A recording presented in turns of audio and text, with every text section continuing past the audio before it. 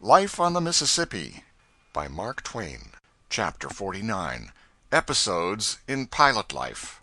In the course of the tugboat gossip, it came out that out of every 5 of my former friends who had quitted the river, 4 had chosen farming as an occupation. Of course, this was not because they were peculiarly gifted agriculturally, and thus more likely to succeed as farmers than in other industries. The reason for their choice must be traced to some other source. Doubtless they chose farming because that life is private and secluded from irruptions of undesirable strangers like the pilot-house hermitage.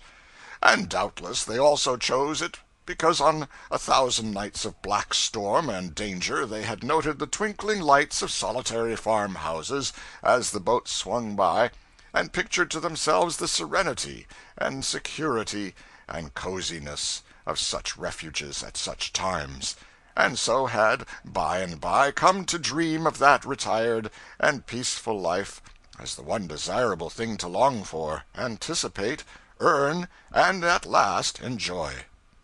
But I did not learn that any of these pilot farmers had astonished anybody with their successes. Their farms do not support them. They support their farms.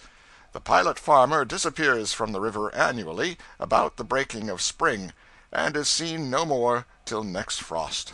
Then he appears again in damaged homespun, combs the hayseed out of his hair, and takes a pilot-house berth for the winter. In this way he pays the debts which his farming has achieved during the agricultural season.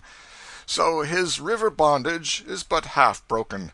He is still the river's slave the hardest half of the year. One of these men bought a farm, but did not retire to it. He knew a trick worth 2 of that. He did not propose to pauperize his farm by applying his personal ignorance to working it. No, he put the farm into the hands of an agricultural expert to be worked on shares. Out of every 3 loads of corn, the expert to have 2, and the pilot the third. But at the end of the season the pilot received no corn. The expert explained that his share was not reached. The farm produced only 2 loads. Some of the pilots whom I had known had had adventures. The outcome fortunate sometimes, but not in all cases. Captain Montgomery, whom I had steered for when he was a pilot, commanded the Confederate fleet in the great battle before Memphis. When his vessel went down, he swam ashore, fought his way through a squad of soldiers, and made a gallant and narrow escape. He was always a cool man. Nothing could disturb his serenity. Once, when he was captain of the Crescent City, I was bringing the boat into port at New Orleans, and momently expecting orders from the hurricane deck, but received none. I had stopped the wheels, and there my authority and responsibility ceased. It was evening, dim twilight, the captain's hat was perched upon the big bell, and I supposed the intellectual end of the captain was in it. But such was not the case. The captain was very strict.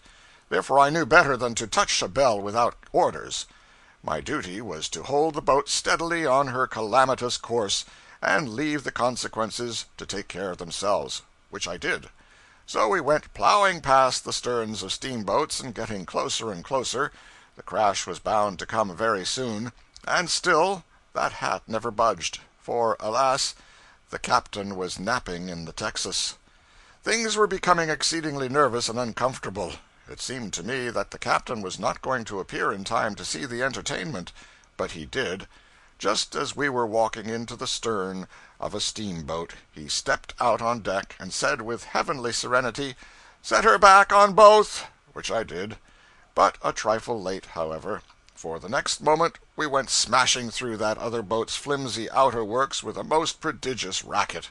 The captain never said a word to me about the matter afterwards, except to remark that I had done right, and that he hoped I would not hesitate to act in the same way again in like circumstances.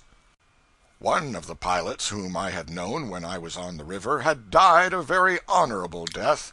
His boat caught fire, and he remained at the wheel until he got her safe to land. Then he went out over the breastboard with his clothing in flames, and was the last person to get ashore. He died from his injuries in the course of 2 or 3 hours, and his was the only life lost. The history of Mississippi piloting affords 6 or 7 instances of this sort of martyrdom, and half a hundred instances of escapes from a like fate, which came within a second or two of being fatally too late. But there are no instances of a pilot deserting his post to save his life, while by remaining and sacrificing it he might secure other lives from destruction. It is well worth while to set down this noble fact, and well worth while to put it in italics too. The cub pilot is early admonished to despise all perils connected with a pilot's calling, and to prefer any sort of death to the deep dishonor of deserting his post while there is any possibility of his being useful in it. And so effectively are these admonitions inculcated that even young and but half-tried pilots can be depended upon to stick to the wheel and die there when occasion requires. In a Memphis graveyard is buried a young fellow who perished at the wheel a great many years ago in White River to save the lives of other men. He said to the captain that if the fire would give him time to reach a sandbar some distance away, all could be saved, but that to land against the bluff bank of the river would be to insure the loss of many lives. He reached the bar and grounded the boat in shallow water, but by that time the flames had closed around him, and in escaping through them he was fatally burned. He had been urged to fly sooner, but had replied, as became a pilot to reply, "I will not go. If I go, nobody will be saved. If I stay, no one will be lost but me. I will stay." There were 200 persons on board, and no life was lost but the pilot's. There used to be a monument to this young fellow in that Memphis graveyard. While we tarried in Memphis on our down trip, I started out to look for it, but our time was so brief that I was obliged to turn back before my object was accomplished. The tugboat gossip informed me that Dick Kenner was dead, blown up near Memphis and killed; that several others whom I had known had fallen in the war, 1 or 2 of them shot down at the wheel; that another and very particular friend, whom I had steered many trips for, had stepped out of his house in New Orleans one night years ago to collect some money in a remote part of the city, and had never been seen again; was murdered and thrown into the river, it was thought; that Ben Thornburg was dead long ago, also his wild cub, whom I used to quarrel with all through every daylight watch. A heedless, reckless creature he was, and always in hot water, always in mischief.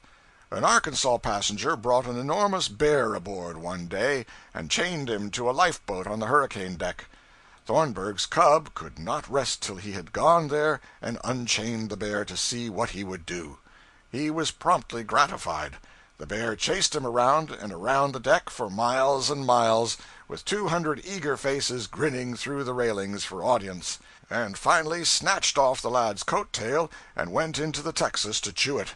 The off-watch turned out with alacrity, and left the bear in sole possession. He presently grew lonesome, and started out for recreation. He ranged the whole boat, visited every part of it, with an advance guard of fleeing people in front of him, and a voiceless vacancy behind him. And when his owner captured him at last, those 2 were the only visible beings anywhere. Everybody else was in hiding, and the boat was a solitude. I was told that one of my pilot friends fell dead at the wheel from heart disease in 1869. The captain was on the roof at the time. He saw the boat breaking for the shore, shouted, and got no answer; ran up, and found the pilot lying dead on the floor. Mr. Bixby had been blown up in Madrid Bend, was not injured, but the other pilot was lost. George Ritchie had been blown up near Memphis, blown into the river from the wheel, and disabled. The water was very cold. He clung to a cotton bale, mainly with his teeth, and floated until nearly exhausted. When he was rescued by some deck hands who were on a piece of the wreck, they tore open the bale and packed him in the cotton, warmed the life back into him, and got him safe to Memphis. He is one of Bixby's pilots on the Baton Rouge now. Into the life of a steamboat clerk, now dead, had dropped a bit of romance, somewhat grotesque romance, but romance nevertheless. When I knew him, he was a shiftless young spendthrift, boisterous, good-hearted, full of careless generosities, and pretty conspicuously promising to fool his possibilities away early and come to nothing. In a western city lived a rich and childless old foreigner and his wife, and in their family was a comely young girl, sort of friend, sort of servant. The young clerk of whom I have been speaking, whose name was not George Johnson, but who shall be called George Johnson for the purposes of this narrative, got acquainted with this young girl, and they sinned, and the old foreigner found them out and rebuked them. Being ashamed, they lied, and said they were married, that they had been privately married. Then the old foreigner's hurt was healed, and he forgave and blessed them.